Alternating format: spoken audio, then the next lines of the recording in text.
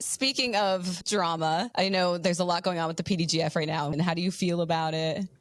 I love it. It's so great. But I think it's good. I think it's really good because I know my morals, I know my training, I know my fundamentals. I feel very confident in my ways. It's good to have someone question me because then it makes me smarter and it makes me be like, why am I using this? Is this safe? How am I so I think it's a good thing. A lot of providers tell us the same thing. I love treating patients, but running the business, that's where I'm overwhelmed. Whether you're just launching your med spa or already running one, Moxie is the all-in-one growth system built to help you scale without the stress. With software, marketing, compliance tools, and expert coaching all in one place, Moxie helps you grow faster and more confidently. And right now, Fill Me In listeners get $500 off their launch fee. Head to www.joinmoxie.com/fillmein or click the link in the show notes.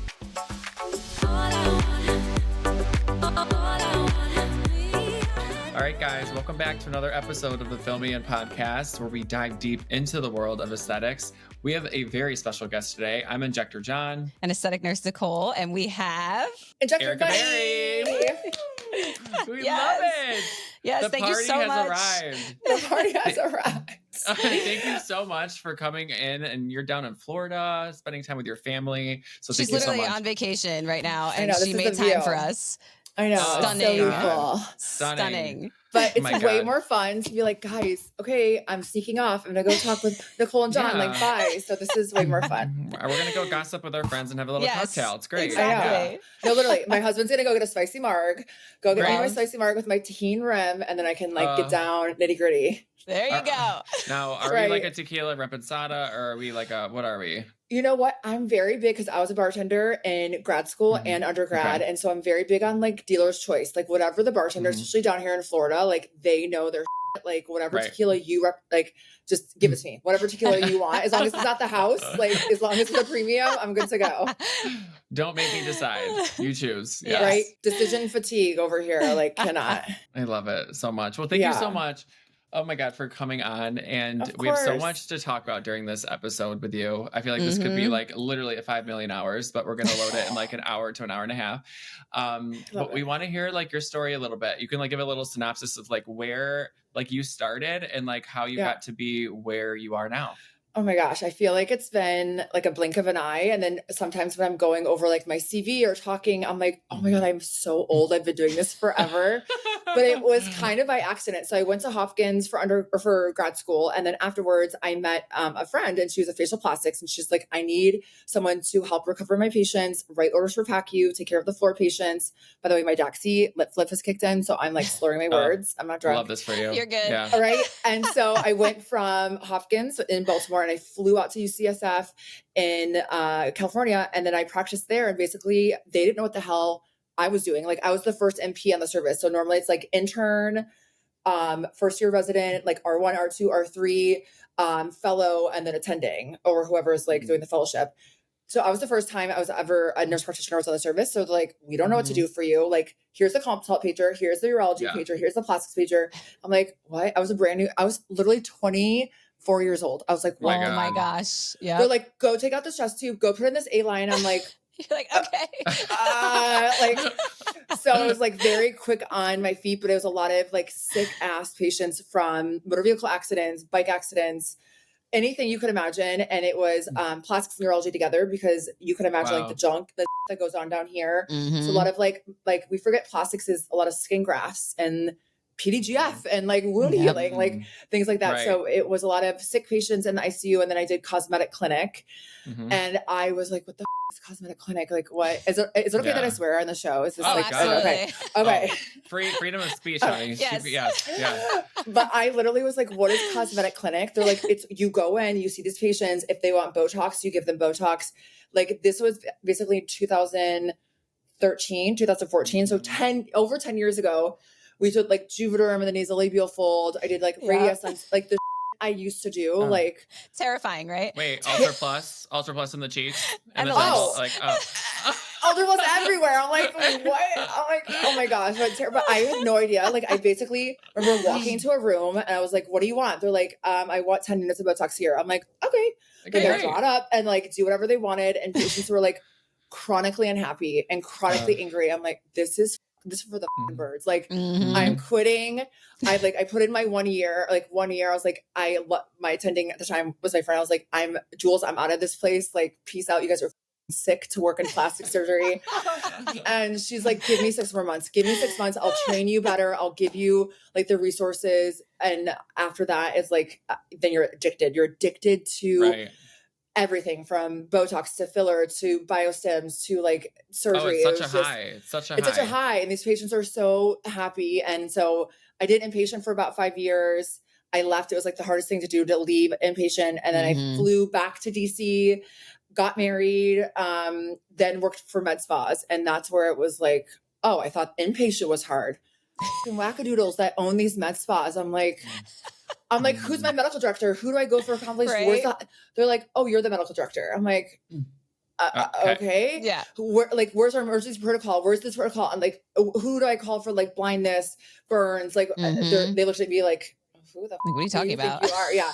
Oh my God. So it was just a rough road. And then I met Wasim, and that's where my life got significantly better. As this man was like, oh, you and I are like simpatico. Let's train together. Let's open a company together. Let's just be besties. And then after that, it was like got a lot easier, but it was so rough. And a lot of injectors don't know that. It gets better. Like for me, I'm stubborn as I'm like stubborn to a degree that I'm like, I'm going to make this work. I don't give a I don't care what I have to do. I'm going to make it work. And I'm very consistent and I'm very responsive. So I'm like, when people ask me like, what are the 3 things I need to be a successful injector? Consistent, show up every day. I don't care if you're tired. I don't care if you're pregnant. I don't care if you have like show up every day. Yes. And then I'm responsive. So like my phone, I'm like constantly on it for better or for worse. A patient texts me within 5 minutes. I'm like, oh, show me a video. So maybe like I'm constantly, and with opportunities, I say yes more than I say no, which is my demise as well. But also your opportunities open up the more. Like John's like, you want to be on my podcast? I'm like, yes. Within 5 minutes, what date? Like I'm very quick to like, I want to do more. And I want to. I died. I gave her all these dates. And then she goes, oh, I could do next Saturday. And I'm like, oh, okay. I'm like, okay, great. I'm thinking like, God, you have all these like things you have to do. And while on vacation, nonetheless. I know. But, you know, you have to be a go-getter. And it's so true. Like I told myself this year, I'm just going to say yes. And like my poor husband, like, he's like, oh my God, I feel like you're going to get run down, this, that, whatever. I'm like, no, it's good. I'm on NED. I'm on all the supplements. I'm doing IVs, but I'm like, this is the only way. Like that's how doors open. That's how you meet people. And that's how you get opportunities. That's how opportunities happen. And learn. And get yourself out of your own comfort zone too. Yeah. That's exactly it. Be comfortable with being uncomfortable. Like the more uncomfortable you get. And like, I was raised by surgeons and they're exhausted. They don't know what the hell they're doing. They are so like, yes. And it was a team aspect where like the moment you showed up, they all showed up at the same time. We all went home at the same time. It was a very team unity aspect. And that's what raised me in aesthetic medicine. And then to come out to this to these crazy, I'm like, So I'm very much like, athlete team mentality. Like we're all in it together. If you go down, I'm going with you. If we're going up, we're all going together. So I love that. When do you think that you really, I mean, like when I think of aesthetics, like I think of you, I think of Wasim, I think of Julie Kaplan, I think of Leslie Fletcher, I think of other people, right? Like how do you like, I really think like social media is so huge and like that really puts people on like that platform. And I mean, we use it for free marketing for our businesses, right? And to show our skills and all of that. But like, do you think like social media was such a huge help to you, like getting to where you are today? Absolutely. Like visibility is everything. And it's sickening kind of like the things that make you visible. But of course it helps me big time. I think being humble and like my husband constantly humbles me and it's like I remember my Instagram was hacked and taken away. This was like 2 years ago and it was hacked. Like some person like took it away. Yes. I remember this. And I was like, my whole life, my career, like literally devastated. And he's literally laughing hysterically. He's like, this is the best day of my life. He's like, yes. And I was like, what? He's like, who gives a shit on Instagram? Who gives a shit? Like, you are fine.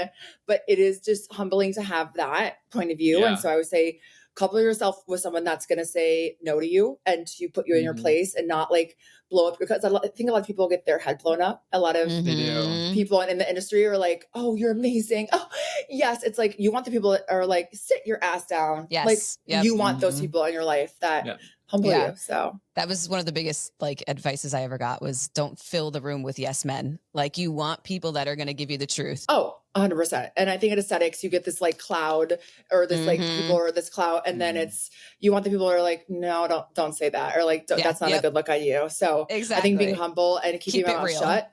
Yeah. And Wasim is definitely more of the, he is the kindest man. Don't with him. Like that's like, I'm a teddy bear through and through. Like I'm a lover and I, you know, to a fault, like whatever, but he is a feisty man. And so he is so good at like speaking up. I'm like, whatever he says, like I'm always like, tag me, like collaborate with me on your post and I'll repost it. But it's, I'm happy to have him in my corner because I would never want to be on his bad side ever. Don't end up over there. Yes. Hey everyone, it's Jonathan, also known as Injector Jon. And I'm Nicole, or Aesthetic Nurse Nicole if you follow me online. We are so excited to let you know that we've launched our Patreon. Yes, it's on there. We'll be sharing exclusive content you won't find anywhere else, our own injecting techniques, advanced education, and even some behind the scenes business advice. If you're an injector, aesthetic professional, or just curious about the industry, it's the perfect place to learn and grow with us. So head over to Patreon, search for us, and make sure to subscribe to get access to all that extra content. And don't forget, you can find me at Injector Jon. And me at Aesthetic Nurse Nicole. We can't wait to see you there. Love you guys. Speaking of Instagram and drama, I know there's a lot going on with the PDGF right now, and we did want to touch on that. You know, what's your take on all this going on, and how do you feel about it? I love it. It's so great. It's so like literally it's so stupid to say this, but it was like the day of my egg retrieval, and I was like hormone. I spoke to John about this. I literally was like, he called me that night, and I'm like, imagine just like Erika, poor thing, has been through all this IVF. She finally had her egg retrieval. She probably is home like, oh, this is over, and then she opens her phone, and it's like, oh. I know. Great stress. I'm like hopped up on propofol and hormones. And I'm like, what in the fuck? And I'm like, you know what? Is this a dream? It's a dream. Literally. It's a nightmare. But I think it's good. I think it's really good because any press is good press. So when people get nervous, and I have a lot of injectors, I'm too scared to post. I'm too scared to get myself out there. I'm like, sorry, it comes with good and bad. Like any celebrity, not that I'm comparing myself to a celebrity, but any celebrity out there, like you're going to have good days and bad days, but any press is good press. Like I don't give a shit. I know my morals. I know my training. I know my fundamentals. I feel very confident in my ways in a good way, but it's good to have someone question me because then it makes me smarter and it makes me be like, why am I using this? Is this safe? How am I like, so I think it's a good thing. I think we definitely need to be respectful of each other and not just like blatantly poor Dr. Lynch. Like, can I just say, this poor little man, he's like so sweet. He's really like, what is this Instagram? Like what? And he's so smart. He's like brilliant. He's probably like, okay, this is like not out of my league a little bit. Yeah, we definitely talk to him, and it's like Instagram is a crazy thing, but social media and aesthetics is just a demon. And you have to be, if you're going to have a new product out there, I don't care if it's the safest thing on planet Earth, people are going to come after you. So I think it's scary, something on the market that will essentially delay a lot of surgeries. So people in the surgical realm might be a little, dare I say, threatened. I don't know the word to say it. And so also I just think people are interested about it. So I think some people say it incorrectly. Instead of saying, I want to learn more, they say, am I stupid or whatever was said? I was like, whatever. Well, what bothered me the most, Erika, honestly, is like people that are having all these opinions about it, but they're not even injecting it. It's like people having an opinion on a device and like what it does. And then they're going on bashing it. And I'm like, honey, you haven't even used it. You have no grounds. Like actually do it. Like if you actually used PDGF BB and inject it in the under eyes, like temples, whatever, you're going to find out, oh my God, like I feel like sculpture patients and PDGF patients are my happy patients. Like I have no issues with them. Like they're so happy. 100%. It's just, I think about when we first started using Sculptra for AIDS patients or anyone with like terrible fat loss. There was no social media, so we weren't. The things we were doing were insane at the time, And there was no studies, but we didn't have the social media platform. So now we're trying these new things that we know are safe, but we're putting them and blasting them on social media. So it's just like under a microscope now. So I'm like, yeah, it is what it is. I just hate people coming after a lot of educators out there because it's going to deter us from sharing things. Like on Patreon now, I share everything, but I'm like, okay, guys, this is not the Bible. This is awfully, like, it is going to one day deter people from training, I guess. I don't know what's going to happen. Well, I also think that patients see all of this too. Right. That was a big thing for us. You know, and patients are going to be texting, wait, oh my God, is it unsafe that you're injecting this to my under eye? And I'm like, I would never offer a treatment that wasn't safe for you, you know, and it's just not good. Like, that's why I feel like almost we need like a platform outside of Instagram for all of us providers to like just conductively like have a debate about it or just talk and express our concerns on it, you know? I mean, it just, if you don't like, because there's a lot of aesthetic procedures I don't agree with and I think are ridiculous, but I'm never going to get up there and be like, how dare you buy this machine? Like, that's so inappropriate in my opinion. But you know, it is what it is. And I think PDGF is going to just rock everyone's socks. And I'm excited for the future because like, I imagine a button we're going to push and it's just like PDGF all over our bodies. Like that's everywhere. That's what I want. Everywhere. I bathe in it, literally. Bathe in it. But it makes us better. In the end, anything discomfort breeds success, like over and over again. I just tell myself. And when I show my husband, I'm like, Thomas, look at what this person said about me. He's like, that person is deranged. Like for like this mean doctor, I forgot where they're from. I think they're in New York. I have a plastic surgeon in Connecticut who's literally made an Instagram page about Wasim and I. They're like, because Wasim is Palestinian and it's like something racial and mean and terrible. And literally, I'm like, but how deranged are you? And I'm like showing Thomas, I'm like, but look. And he's like, Erika, this person's insane to make an Instagram page. Like, obviously, also, they're like cuckoo. They're not busy enough, clearly. Like, what? Like, let's make a whole page. I can't. You know, and then I just, people are like making merch. I can't wait for Aesthetic Next because the people are making merch like free Wasim, free PDGF. Wait, I saw that. Scott was making it. I was like, you know what? I'm here for it, bro. Like, this is good for you.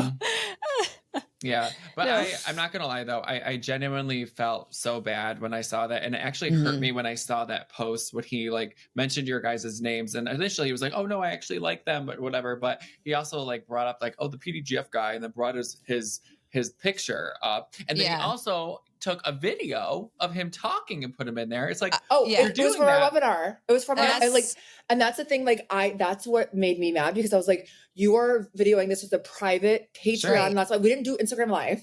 This is a private Patreon. It was something that we wanted to do safely and to, you know, because Dr. Lynch was giving his time for free. Like he didn't charge us, which is a doll. And just don't screen record. And like for this podcast, like when people see it's going to be like out there in a good way. But it's just like, it's weird if it was private and then you like go in, it's just weird. You just don't screen record. I'm like sorry. You said earlier, it kind of deters you from sharing your knowledge in the future because you're like, oh, well, is someone going to film it and put it up and criticize and use it for the wrong reasons? Well, and I'm like, most people, for me, it definitely lights a fire under my ass where I am a stubborn bitch and I'm like, nope, I'm gonna keep on trucking and keep on doing what's right for our patients and for our industry. And I definitely learned the hard way in the beginning of aesthetics. Trust, have your people, have your inner circle. It's like I think about you guys and Faye and Olivia and like we have our inner circle, but like when you are doing anything, you never trust, like you're never going to do things. Oh, this one time, and you like people are always watching you. So I always say like protect your license, like do the right thing always. Protect the patient, but protect your license. Like, do not do crazy. Do not buy crazy shit. Do not like.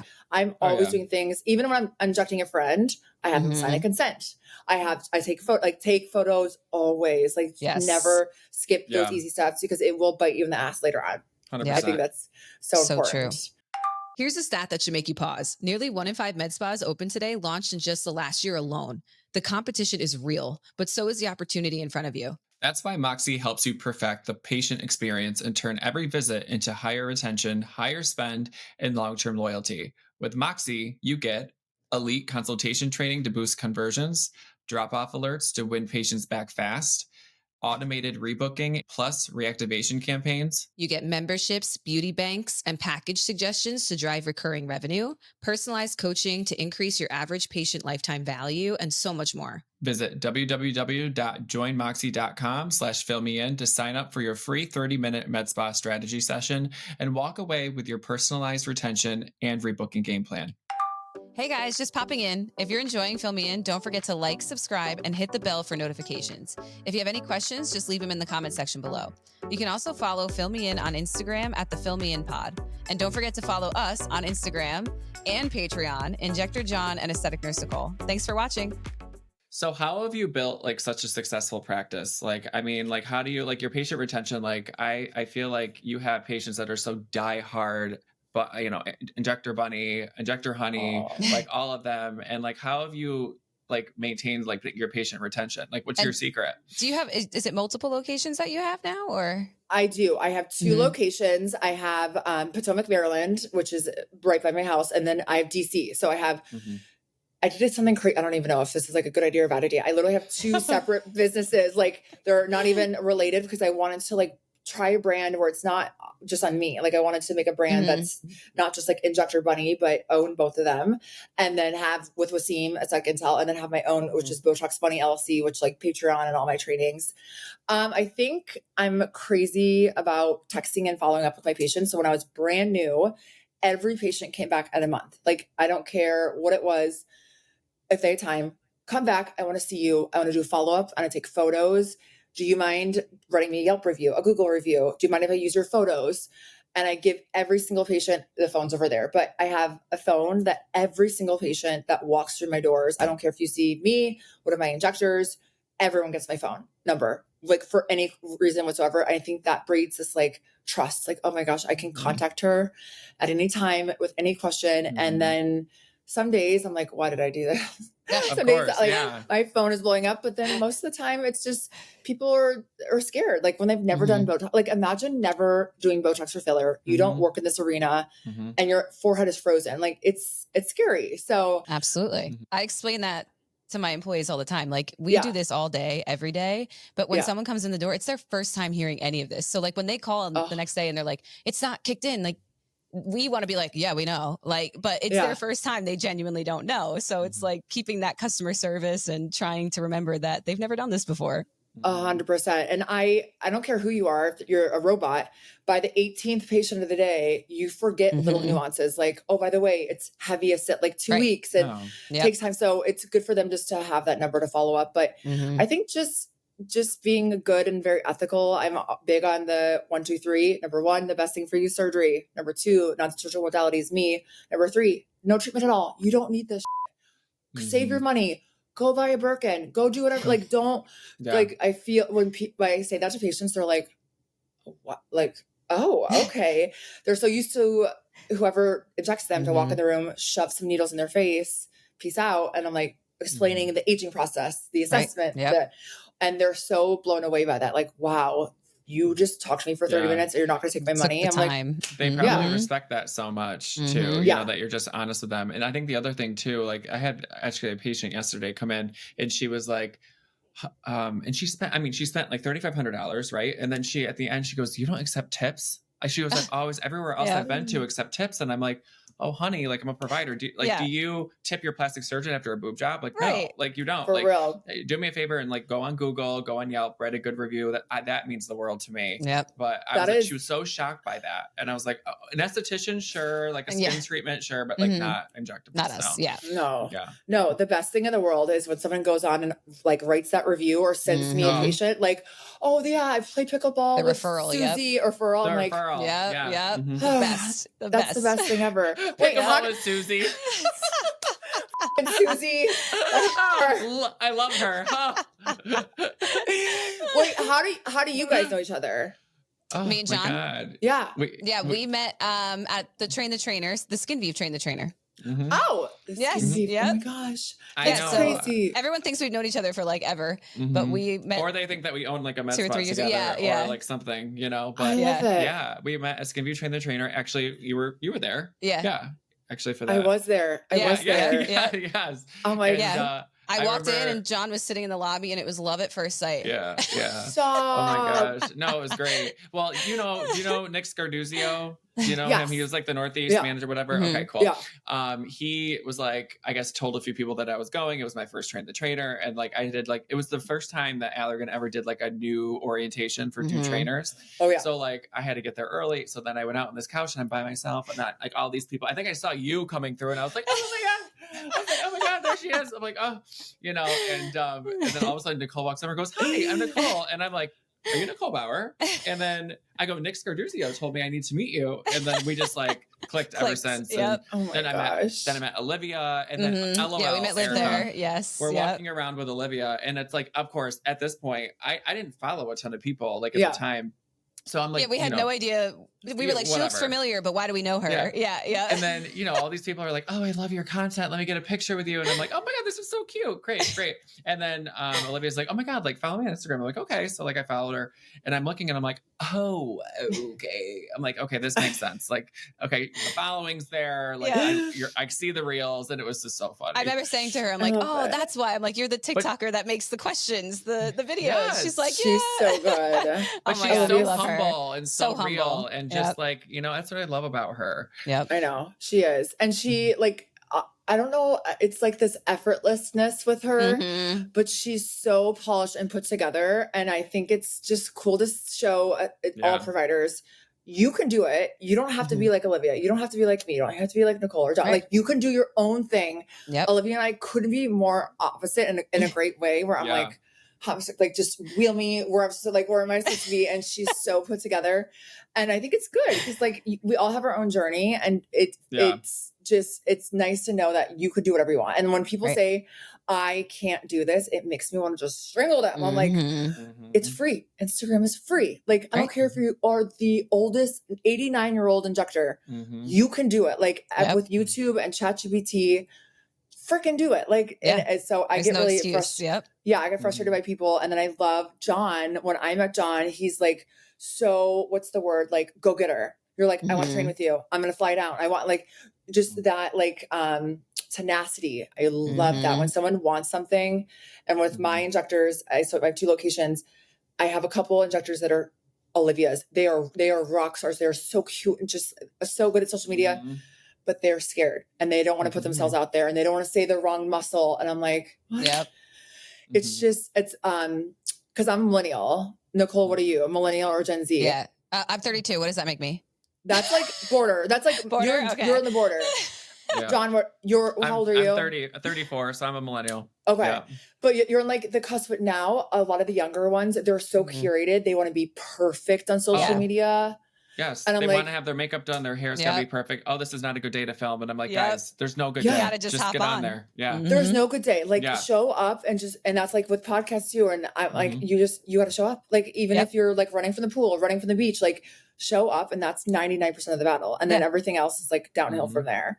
Yeah, even last week, great, Jon, you texted me and you were like, okay, hopping on in 20. And I'm like, oh my God, we're filming today? I'm like, no makeup, sweatpants. Like, I'm like, that's fine. Let's get on. Let's do it. Yep. Just you make it happen. Let's do it. Because business ownership is hard. It's like, and they're going to have days where you don't want to show up and days where I'm like, I hate everybody. I hate my employees. I hate but you're like, you just have to show up and just everything else. And like, that's why I love the procedural aspect of injecting. Like I love needle to skin. I love that, like that feeling. And when patients are happy, I'm like, okay, this is my why. Like just keep showing up.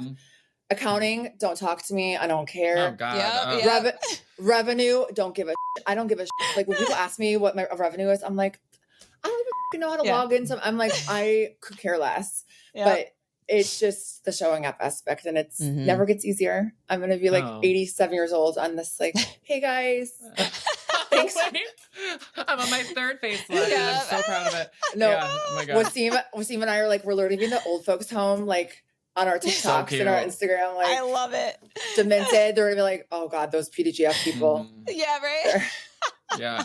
I know, like whenever I think of like people that are successful, they don't complain. They're constant go-getters. They show up and it's like you said, it's so true. Yeah. It's you look at like Michael Jordan or like I'm obsessed with sports, but he just is the first one there and the last one to leave. Serena Williams. Like I'm obsessed with Serena Williams. Like she's like my like, oh. obsessed, but you just have to show up. That's half the battle. Yeah. And I think the people that are scared are the people that I'm like, come on, just do it. You got this.